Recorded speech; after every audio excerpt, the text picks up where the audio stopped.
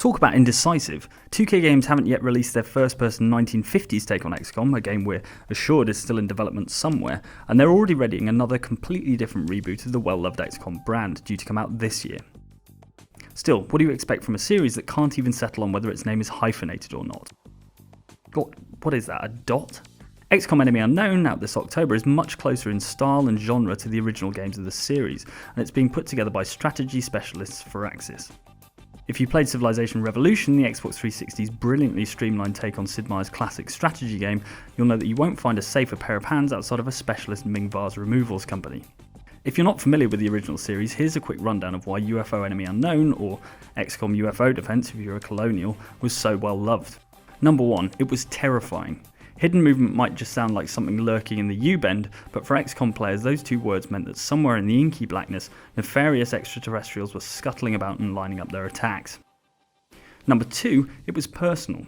You could rename every one of your troops and death was permanent, so if you named a soldier after the person you fancied in history class and they ate laser during a sortie, it was an excuse for even more emo poetry in the back of your exercise book. And number 3, it was actually 2 strategy games at once. The messy casualties came on the battlefield, but the biggest threat was countries getting grumpy and pulling their funding, because you accidentally let their capital city become the alien equivalent of a Butlins holiday camp. Almost everything from the first one will be present in the new game too, including the geoscape, scientific research, turn-based combat, and destructible scenery. If there's one thing developers hate more than Metacritic-dependent bonuses, it's talking about things that aren't in their games before they've even released them, but producer Garth DeAngelis was a reasonably good sport about it nevertheless. You know, if there's one thing missing that hardcore fans might be a little bit disappointed of, well, there's 2 things. You can't pick up alien bodies and put them in your backpack anymore, unfortunately. But we don't have base invasion. We've talked about that. And that was a tough decision for our team to make, but the way that the balance of the game works now, it really feels strong without that wrench being thrown into the players' plans, and it works without it. To be fair, every time I got invaded, I got spanked. Right. I mean, it was almost like, it was almost like you're doing too good and we need to throw this thing at you. And, you know, we want to be challenging but fair, and having base invasion in there was something that just didn't fit with our reimagination. We tried it, we prototyped it, but it didn't fit with our reimagination. Well done, Garth. Score 1 for honesty. And besides, this new take on Enemy Unknown has something the original never had that does fit with the reimagination: multiplayer. We asked Garth how it differs from the more traditionalist single-player mode. Oh, it's very different, but it's interesting because at the same time it's still built on the same foundation as single player. It's still turn-based. We have a turn timer though to ratchet up the tension. It's almost a little bit like speed chess. You know, you got to make your decisions quick because the turn's going to go right back to your opponent, who could get the beat on you if you don't make smart moves. But it's very fun. It's really like the ultimate toy box where you can pick any human character in the game, any inventory item, and yes, any alien, and mix and match them.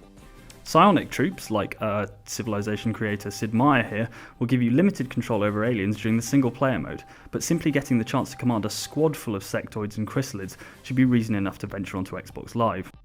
Then you'll have to master the art of battling player-controlled armies made up of human and alien forces as well. Strategy games have traditionally had a rough ride on the Xbox 360, not so much limited by their quality, but by the fact that making quick tactical commands using a control pad can be a struggle. Garth promises that won't be a problem though. We are very excited because when we started designing XCOM, it was concurrently really platform agnostic. We said we want to make the most fun game possible. Obviously you have to take into account, you know, it's a different user interface, there's a different input mechanism between PC and console. But the design team said we want the feature set to be the same across PCs and consoles, and that's a large task to set out to when you have a game as deep and complex with many moving systems, interplaying systems as XCOM. But I'm 100% confident we made it work after playing both versions, the PC and the console. They're both really, really strong experiences. I think that console gamers might be surprised, and there's nothing out there like this on console, so hopefully it can be a breath of fresh air for them if they're looking for something a little bit different. Where Civilization Revolution and XCOM both benefit is that they're turn-based, and while XCOM's multiplayer adds that speed chess style timer, in single player you'll have all the time in the world to execute your strategy. Of course, if your strategies are rubbish, that's not going to help. Oh well, you spend a bit of time thinking about all the things you could do with 4 arms, not that, and we'll see you next time on Outside Xbox.